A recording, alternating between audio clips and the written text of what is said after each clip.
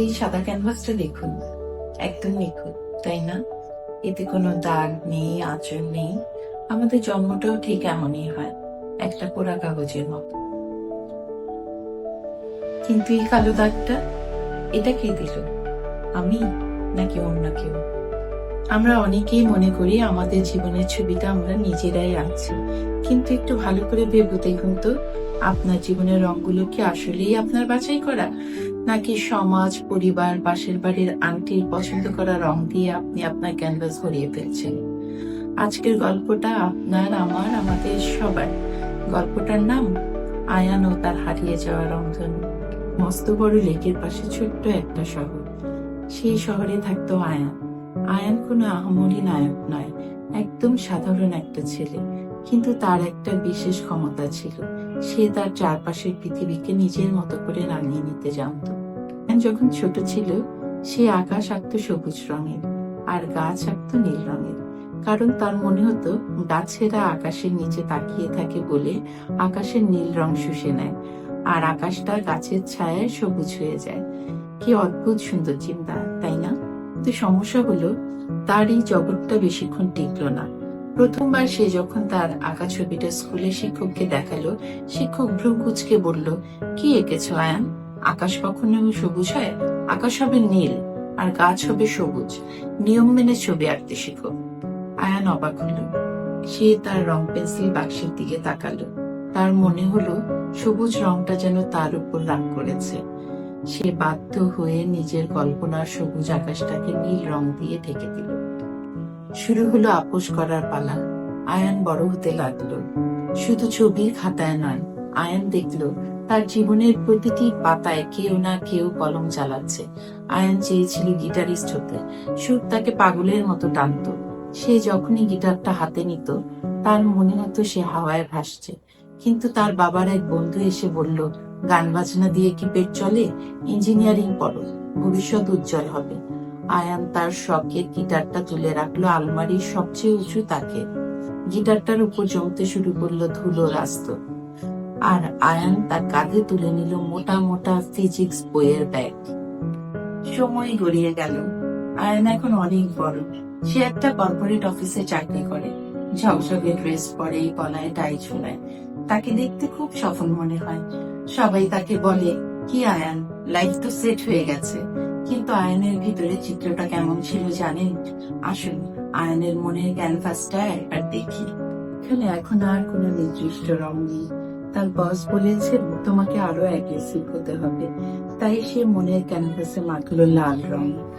তার সমাজ বলল, এত হাসি খুশি থেকো না, গম্ভীর হও, ম্যাচিওর হও। তাই সে মাখলো কালো ও ধূসর রং। তার আত্মীয় বলল, এখনো বিয়ে করছো না কেন, সুখী দেখাও নিজেকে। তাই সে জোর করে একতলা হলুদ রং মাখল। লাল, কালো, ধূসর, হলুদ সব রং একসাথে মিশে তার মনের ক্যানভাসটা হয়ে গেল এক নিখোঁজ কালো অন্ধকার। আয়ন এখন আয়নের সামনে দাঁড়ালে নিজেকে চিনতে পারে না। সে ভাবে, এই লোকটা কে? যার হাসিটা মেকি, যার কান্নাটা রুটিন মাফিক, আর যার স্বপ্নগুলো অন্যের ধার করা। সে রাতে ঘুমোতে পারে না। এক অদ্ভুত অস্থিরতা তাকে কুড়ে কুড়ে খায়। এটাকে ডাক্তারি ভাষায় আমরা বলি আইডেন্টিটি ক্রাইসিস বা এক্সিস্টেন্সিয়াল ভয়েড, কিন্তু সহজ ভাষায় এটা হলো নিজেকে হারিয়ে ফেলার শোক। নিজের সত্তা মারা গেলে যে শোক সভা হয়, সেটা কোনো কমিউনিটি সেন্টারে হয় না, সেটা হয় আমাদের বুকের ভেতর, প্রতিদিন, প্রতি রাতে। গল্পটা শুনতে শুনতে আপনার একবারও কি মনে হয়েছে, আরে এই আয়ান তো আমি? আমরা ছোটবেলা থেকে শুনে আসছি লোকে কি বলবে। এই লোকে, এই শব্দটা আমাদের জীবনের সবচেয়ে বড় ভিলেন।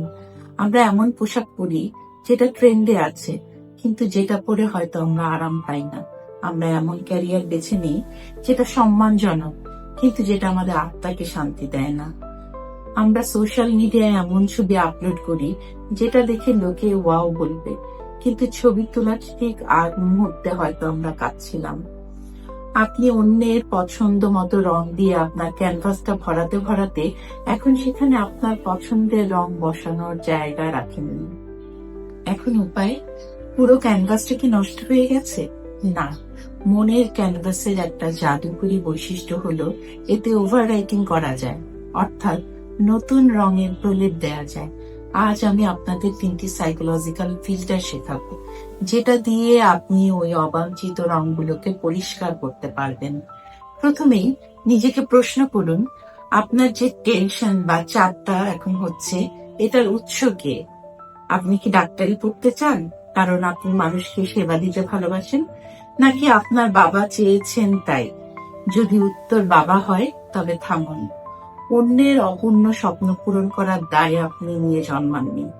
সম্মান করা আর নিজেকে বলি দেয়া এক জিনিস নয়। আমরা না বলতে ভয় পাই, কারণ আমরা ভাবি এতে সম্পর্ক নষ্ট হবে। কিন্তু বিশ্বাস করুন, যে সম্পর্ক শুধু আপনার হ্যায়ের উপর টিকে আছে, সেই সম্পর্কটা এমনিতেই খুব টুনকো। আয়ন যদি তার বসের কথায় সায় না দিয়ে নিজের বাউন্ডারি সেট করত, তবে তার ক্যানভাসটা কালো হতো না। ভদ্রভাবে না বলা শিখুন, এটা আপনার মানসিক স্বাস্থ্যের ঢাল। দিনে মাত্র 10 মিনিট সময় বের করুন। এই সময়টা পৃথিবীর কারো জন্য নয়। মোবাইল অফ, ইন্টারনেট অফ, শুধু আপনি। ভাবুন তো, কোন কাজটা করলে আপনার সময়ে জ্ঞান থাকে না? বাগান করা, পুরনো গান করা, নাকি আকাশের দিকে তাকিয়ে থাকা? যেই কাজটা করলে আপনার ভেতর থেকে একটা স্বস্তির নিঃশ্বাস বের হয়, সেটাই আপনার আসল রং। চলুন আয়নের গল্পটা শেষ করি। সেদিন খুব বৃষ্টি হচ্ছিল। আয়ান ছাদের কোণে পুরনো ভাঙা ট্রাঙ্কটা পরিষ্কার করতে গিয়ে হঠাৎ সেই ছোটবেলার ড্রয়িং খাতাটা খুঁজে পায়। পাতাগুলো হলুদ হয়ে গেছে। সেই খাতাটা খুলে দেখে সেই অদ্ভুত ছবিটা, সবুজ আকাশ আর নীল গাছ। আয়ান আঙুল দিয়ে ছবিটা ছুঁয়ে দেখে। হঠাৎ তার মনে হয়, কে বলেছে আকাশ সবুজ হতে পারে না? আমার জগতের আকাশ গোলাপিও হতে পারে। আয়ান দৌড়ে গিয়ে তার ধুলো পড়া গিটারটা বের করে। একটা তার ছিঁড়ে গেছে, কিন্তু বাকি 5টা তার এখনো সুর তুলতে প্রস্তুত। আয়ান বেলকুনিতে বসে টুংটাং করে একটা বেসুরো সুর তুলল। পাশের ফ্ল্যাট থেকে কেউ একজন চেঁচিয়ে বলল, আরে ভাই, দুপুরে ঘুমোতে দেবেন তো? আয়ান এবার আর থামলো না। সে মুচকি হেসে আর একটু জোরেই গিটারে টান দিল, কারণ সে বুঝে গেছে লোকের বিরক্তি ক্ষণস্থায়ী, কিন্তু নিজের আনন্দটা আত্মার গোড়া।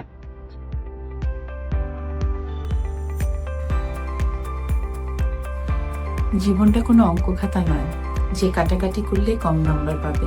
এটা একটা ড্রয়িং খাতা। ভুল হলে পৃষ্ঠা উল্টান, অথবা ভুলের উপর নতুন ডিজাইন করে ফেলুন। আয়নের মতো আপনিও খুঁজে বের করুন আপনার আলমারির কোন তাকে আপনার গিটার বা রং পেন্সিলটা লুকিয়ে রেখেছেন। সেটা বের করুন, ধুলো ঝাড়ুন। লোকে কি বলবে সেই ভয়ে নিজের সুর থামিয়ে দেবেন না, কারণ দিন শেষে কফিনটা যখন নামানো হবে, তখন সেখানে আপনি একাই থাকবেন, লোকেরা থাকবে না। ভালো থাকবেন, নিজের যত্ন নেবেন, আর হ্যাঁ, মাঝে মধ্যে আকাশটাকে সবুজ আঁকতে ভয় পাবেন না।